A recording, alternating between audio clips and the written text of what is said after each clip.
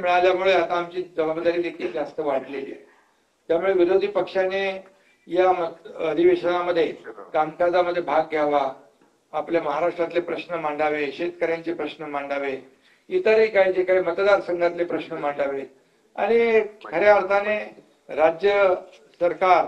जे काही चांगलं काम करते, चांगले निर्णय घेते, त्याला चांगलं म्हणण्याचा एक मोठेपणा दाखवतील की नाही माहित नाही, पण ठीक आहे,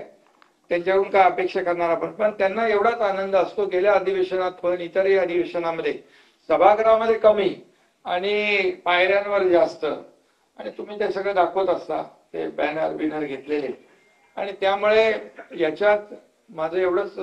त्यांना सांगणं आहे की हे अधिवेशन अर्थसंकल्पीय अधिवेशन आहे आणि अर्थसंकल्पीय अधिवेशन आहे। मिळालेला विजय आपल्या समोर आहे, लोकांनी दिलेलं मॅन्डेट आपल्या समोर आहे, लोकांनी आमच्या कामाची पोचपावती दिलेली आहे। देवेंद्रजी जो वेग आम्ही 2.5 वर्षात कामाचा गाठला, पल्ला गाठला, म्हणजे एकीकडे विकास प्रकल्पांना देखील आम्ही चालना दिली, महाविकास आघाडीने बंद पाडलेले प्रकल्प आम्ही सुरू केले, त्याचे काही मी चर्चा करत नाही, पण तुम्हालाच माहित आहे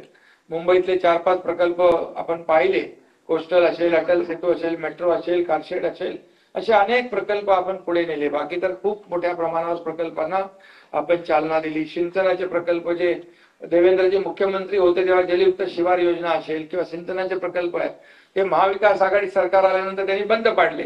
मी मुख्यमंत्री झाल्यानंतर पुन्हा ते सुरू केले। मग ते मराठवाडा वॉटर ग्रीड, विदर्भाचे प्रकल्प असतील,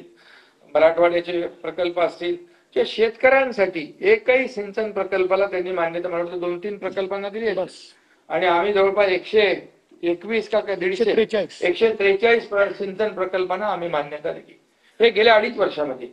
आणि जो कामाचा वेग आहे, एकीकडे विकास प्रकल्प आम्ही केले, दुसरीकडे कल्याणकारी योजना केल्या, लोकाभिमुख योजना, लाडक्या बहिणीसारख्या अनेक योजना केल्या। आता जो वेग 2.5 वर्षात होता देवेंद्रजींच्या आता नेतृत्वाखाली आम्ही टीम म्हणून तो का वेग अधिक वाढवणार आहोत, आणि म्हणून सर्वसामान्य लोकांच्या जीवनामध्ये बदल घडवण्याचं काम आमचं सरकार, जे सर्वसामान्यांचं सरकार आम्ही म्हणतो, ते आम्ही करून दाखवलं आणि सर्वसामान्यांच्या आयुष्यामध्ये चांगले दिवस आणण्याचा प्रयत्न केला। तर यापुढे देखील या राज्याला पुढे नेणं हाच आमचा अजेंडा आहे आणि त्यामुळे या अजेंड्याप्रमाणे आम्ही जे काही केलंय ते आपल्याला सगळ्यांना माहित आहे। या देखील अर्थसंकल्पामध्ये त्याचं प्रतिबिंब अजितदादा अर्थसंकल्प मांडतील, त्यांना अर्थसंकल्प मांडण्याचा अनुभव गेल्या अनेक वर्षांचा आहे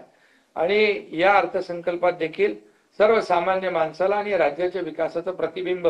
नक्कीच उमटलेलं या ठिकाणी दिसेल आणि राज्याची जी काही